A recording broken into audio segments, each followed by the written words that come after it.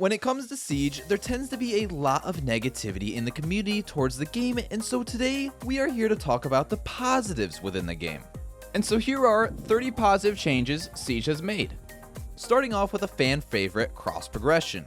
Cross progression was first introduced on June 30th, 2021 between PC, Amazon Luna, and Google Stadia, but let's be honest, no one really cared. But then came Operation Solar Raid, which brought the long-awaited feature cross progression between Xbox, PlayStation, and PC. This allowed players to keep their outfits, currency, and even more between any platform they chose to play on. Alongside cross progression came crossplay, which allows players from Xbox and players from PlayStation to play together as long as the setting crossplay matchmaking is enabled. It doesn't matter if one player is from PS4 and the other is from Xbox Series X, all console players have the ability to play together. With this new feature, more friends were able to play together and even queue times became shorter as well.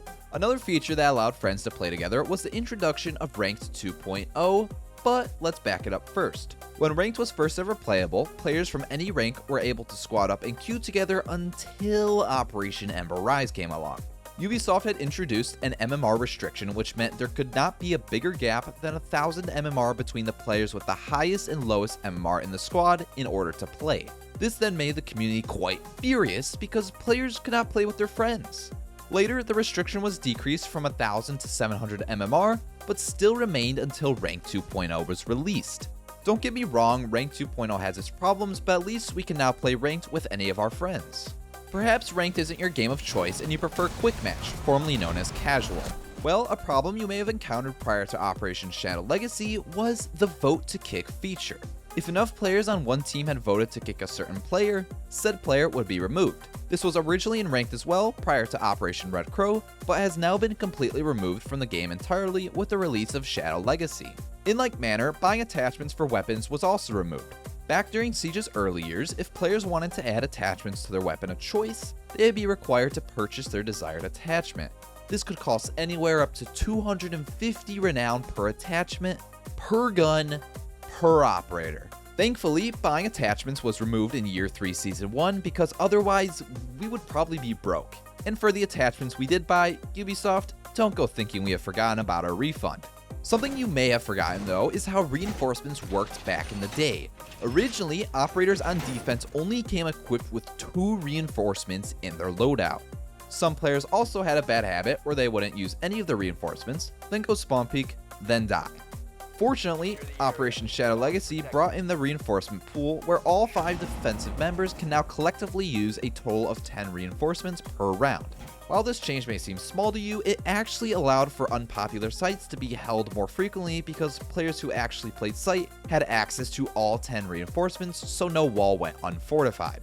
And like no wall went unfortified, no stolen kill went unpunished. To prevent further bloodshed, Operation Crystal Guard presented a workaround for everyone's sanity, being whoever downs an opponent will then be given the credit on the scoreboard.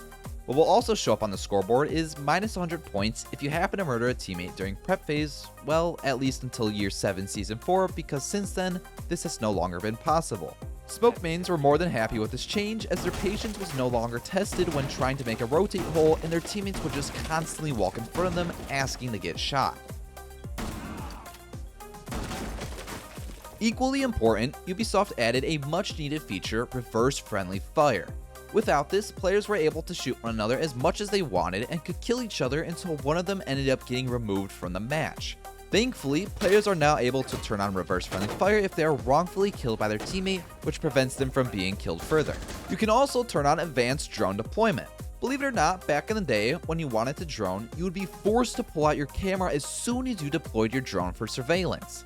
Operation Parabellum granted us access to advanced drone deployment, which saved the lives of many players who would fat finger their drone deployment button mid-fight. Another update for drones that has been taken for granted is the ability to remain in your drone after the drone phase ends. Prior to the release of Yana and Oryx, as soon as the drone phase ended, players would be forced out of their camera, and if their drone had been chased down to the last second, odds are they would only be left with one more drone to use for the rest of the round. In that same season, another new feature came to drones, being the ability to choose a spawn location for your drone. Pre-Operation Void Edge, attacker drones would spawn at a random location outside the perimeter of the map until Ubisoft released an update where an attacker's drone spawn will correlate with the player's choice in spawn location prior to entering the drone phase.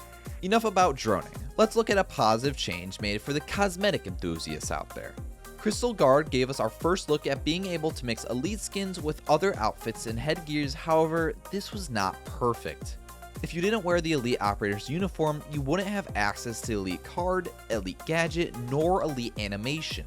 Thankfully though, Ubisoft was quick to release Elite Customization 2.0 in the following 2 seasons, and this gave players the choice to customize their Elite Operator's look in any way they desire without being penalized. Alongside Operation High Caliber, the fan favorite background cards were introduced. While at first players were limited to basic colors and any cards included within the Battle Pass, Operation Solar Raid became the first season where players had the opportunity to earn background cards portraying their best rank for that specific season.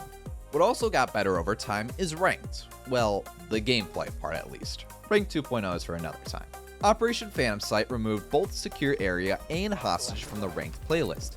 This was because Ubisoft wanted to improve the competitive experience for Ranked players. While some may have been upset with this change at first, I think we can now all agree at this point the change was well worth it. The action phase timer in Ranked was changed too. When Siege first released, the Ranked playlist had an action phase timer that lasted 4 minutes long. Ubisoft believed this was too much time for attackers to execute their attacks and wanted the pace of the game to speed up, which led to the official ruling change in Year 1 Season 4. The action phase timer went from 4 minutes long down to 3 minutes. To polish Ranked even more, the diffuser animation has been reanimated from the ground up. While I'm sure most players remember the good old days when a defender would have to punch the diffuser to disarm it, we are now given a tablet to disarm the diffuser instead. The diffuser is what's used to disarm the 2 giant bombs located within the bomb site, and those 2 bombs received a new look at one point as well. Operation Shadow Legacy cleaned up the design of the bomb in order to remove any cheesy angles to create a more fair playing field. Operation Health brought along a new improvement to level the playing field as well. Before Year 2 Season 2, if an attacker looked outside a window on a daytime map, they'd be greeted with God himself, and if they looked outside a window on a nighttime map, they'd be staring into Satan's soul. Yeah, it was that bad. Lighting was a massive problem, and so Ubisoft took a season off from bringing new content and instead brought a huge amount of quality of life improvements to the game. Looking back, it was well worth the wait for the 2 new operators. What you could not wait to end was Dokubi's phone call. On release, if Dokubi happened to call you, your phone would ring the same way it does today, but it didn't hang up by itself. So yes, it was possible for your phone to ring the entire round. If you think Dokubi is annoying now, you have no idea what you missed out on. What you also may have missed out on is playing with the old operator hitboxes. Prior to Operation Health, any part of an operator would be considered their hitbox, meaning if you shot someone's earmuff, they would die from a headshot. This was Blitz's worst nightmare. Blitz's second worst nightmare is flashing an opponent with his G52 tactical shield just for them to raise their hand in front of their face, preventing them from being headshotted. Ying also had this problem when her light show was going off in a room, but thankfully, Ubisoft took note of our complaints and fixed the problem in Operation Shifting Tides by introducing limb penetration. As you can guess, this meant that bullets would now pass through the operator's limbs. Players also complained about screen shake. Take Fuse as an example. If he triggered one of his cluster charges on the floor above you, your screen would have looked like it got thrown in a washing machine. However, if you prefer that, you like the realistic aspect of that, you can keep screen shake enabled. For those who didn't enjoy that aspect of the game, Operation Vector Glare was your savior. Players were granted the option in their settings to choose for screen shake to be default, medium, or off completely. Yet what you can turn on is alternate leaning behavior, better known as leaning without aiming, on console. Mid-season of Operation Deep Freeze brought console players their most asked for feature, and the community could not have been happier. The feature was flawlessly introduced and most certainly had the player base itching to come back to give it a try. Players also gave the shooting range a try when it came out and quickly realized that this has to be the best way we've ever been given to test our attachments. With the ability to quickly swap attachments on weapons and swap operators both on defense and offense, and the fact that we have unlimited ammo, it all comes together for a recipe to create the perfect training mode. Operation Deadly Omen may have brought Rainbow's most feared antagonist Deimos, but it also brought along repel improvements. These improvements are relatively new, but if you forgot, you are now able to rappel along walls, rappel off rooftops, or even rappel up skylights at a much more desired speed. And speaking of speed, the defuse time for defusing the diffuser, yeah, that's a mouthful, was increased from 5 seconds to 7 seconds in ranked. This change came around year 4 season 3 to both the ranked and unranked playlists. Is this the reason why everyone's kill hungry nowadays instead of planting? Who knows? What you can't go chasing is a player you happen to down through a surface because, well, you don't know you downed them, or at least now you don't. The point system on the side of your screen can give some vital information and sometimes too much vital information. Back in the day before Operation Crystal Guard, players would be notified on the side of their screen they downed a player because of the 50 points they would gain. Ubisoft has since removed this to ensure players don't gain an unearned advantage. Defense also had an unfair advantage where they could choose any site location of their choice and attackers had to prepare for that chosen site by guessing. After many years of Siege being defender-sided, well, excluding when Lion was first released, Ubisoft decided to implement a game-changing feature called Attacker Repick. As you may know, this allows the offensive team to drone out the site during the drone phase and then select their operators accordingly. This was a high-risk, high-reward feature, but in the end, the game has been better off with it.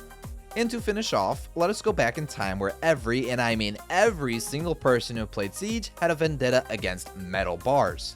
Anyone who had played Bottom Floor Bank before the map was updated knows exactly what I'm talking about. Eventually, Ubisoft saw our frustration with these bars, and so over time, they took the time to either replace them with destructible bars or outright remove them completely. And yes, there are still some metal bars lingering in maps, but the amount of them has been drastically reduced. While it can be quite easy to look at all the things that are wrong with the game, it's important to be grateful for what we have today because this game is truly one of a kind. There's no other game out there like it. Anyways, that has been 30 positive changes Siege has made.